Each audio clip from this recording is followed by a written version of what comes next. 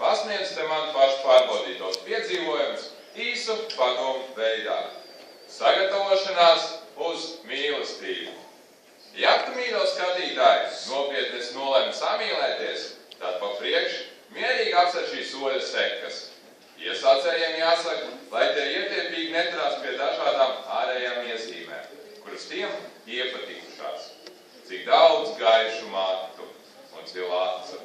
Draugi caur gaišmetēm un brunetēm nav neizsakām nelaimīgi. Kamēr te brūnā vai melnatēnā sievā būtu atraduši meklēto ideālu.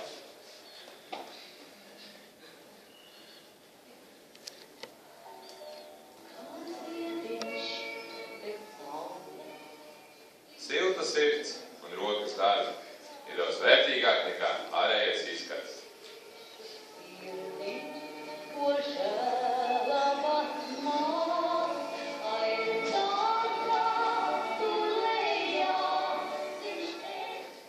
Pirmā tuvošanās.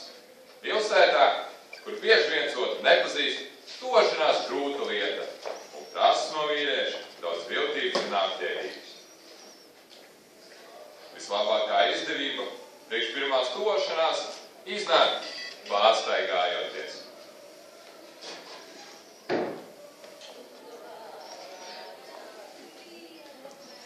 Pārāk skaļa nokrišķēšanās, kastēšanās vai nopūšanās nav ieteicams, jo tāda izturēšanās lēt var kļūt smieklīgi.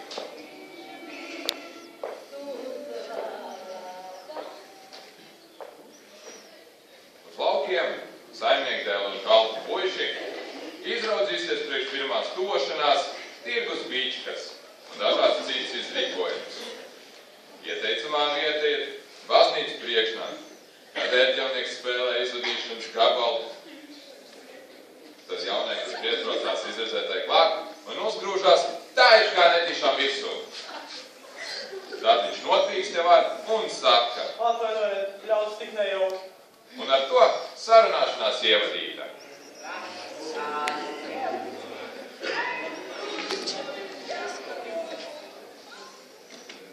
Satikšanās. Tā ir tāda smalka lieta. Tādēļ viņi parasti apzīmē ar franču nosaukumu randevu.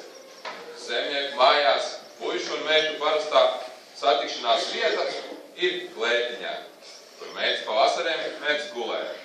Puišam jāsaka uz meitu. Man vienā pašam sāls. Ja meita viņam krāpēt liedot pa pleciem vai ar mērķu sakumiem iegruž ribās, tad tā ir zīme, ka vakarā klēturis būs vaļā.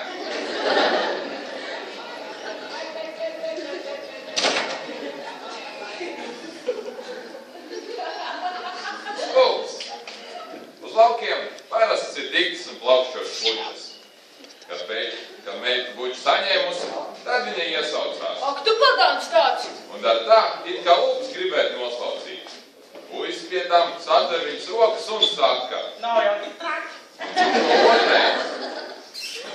Tad šī iesaucās. Pauns! Viņš tur pretīm atkārto savu atbildi. Nu nav jau tik traki.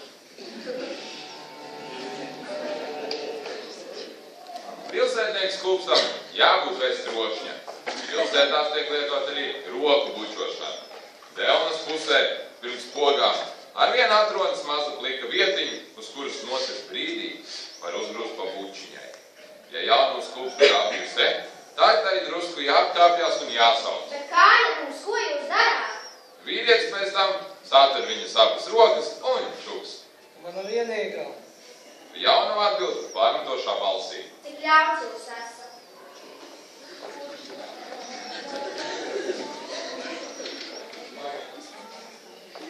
Čālošana. Katrā ziņā jāizvairās no politiskiem tematiem. Uz skuķiem arvien dara labu iespaidu salīdzinājumā iz augu valsts. Tāpat piemēru var iesākt.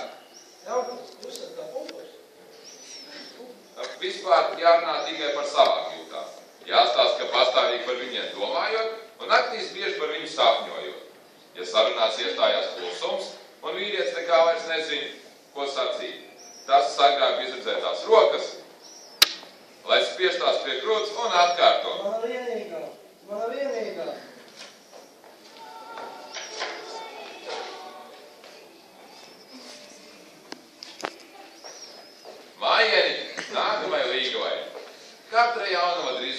tās cienītāju nolūks un stūrēs taisnim mērķim pretī. Pilsētnieci ieminēsies. Es labāk omulīgi dzīvoju mājās, nekā apmeklēju visādas balvas.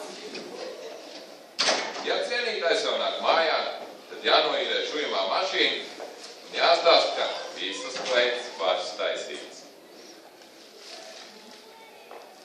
Re, pate, šuvu, pate, pate.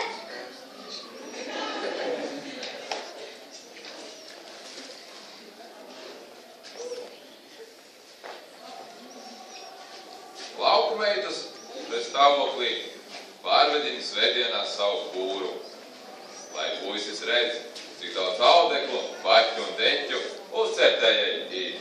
Mani! Ļoti jauki. Man patīk. Mani! Patīkam.